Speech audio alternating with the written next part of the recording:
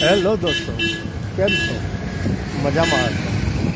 વડિયામાં નવું સોપાન, ઇડલી સાંભાર, મેંદુવડા, દાલ પકવાન. તો મિત્રો, ક્યાં આપને મળી શકશે એ બતાવી દઉં અને એમની સાથે ઓનર સાથે પણ વાત કરીએ. તો કરો રાજ સ્ટુડિયો ફોલો, લાઈક. હાલ આપણે છીએ શિવાજી ચોક, ગામનો મેઇન ચોક. એ ચોકમાં જ વડિયાના પ્રખ્યાત ભગવાનજી બાપાના સમોસા કે જે અનિલભાઈએ શરૂ કર્યા છે. તો ઇડલી સંભાર, મેંદુવડા, સમોસા અને દાળ પકવાન. તો પહેલાં તમને એની વેરાયટીની ક્વોલિટી બતાવી દઉં.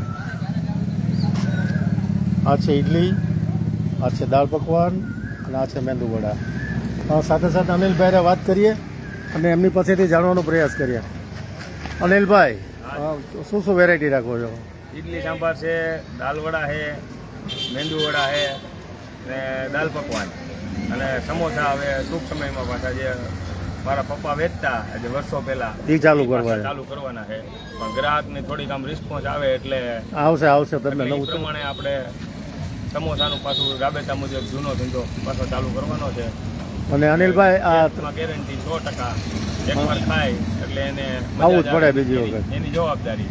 અનિલભાઈ, તમારો ટાઈમ શું છે શોપનો? સવારે 8 થી 1, બપોરે 5 થી 8. 4 કલાક. અને કોઈને તમને ફોન કરીને પૂછીને આવવું હોય તો 99 791 88 55.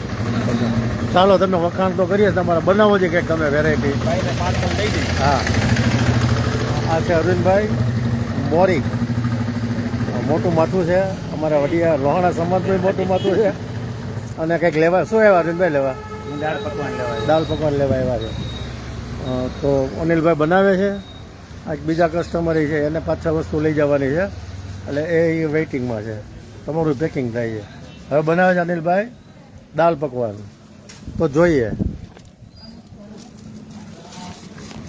પાર્સલ તો એમનો થાય ને યાર? તો હા, પાર્સલ તો એમનો દેખાડી નહીં અગાઈ.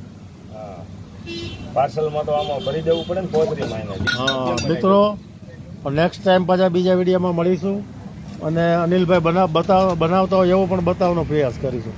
તો મિત્રો, નવો ટેસ્ટ, વડિયાનું નવું નજરાણું, આવો ટેસ્ટ કરો. અનિલભાઈના દાળ પકવાન, ઇડલી સાંભાર અને મેંદુવડા. ચાલો કરો રાજ સ્ટુડિયો ફોલો, લાઈક.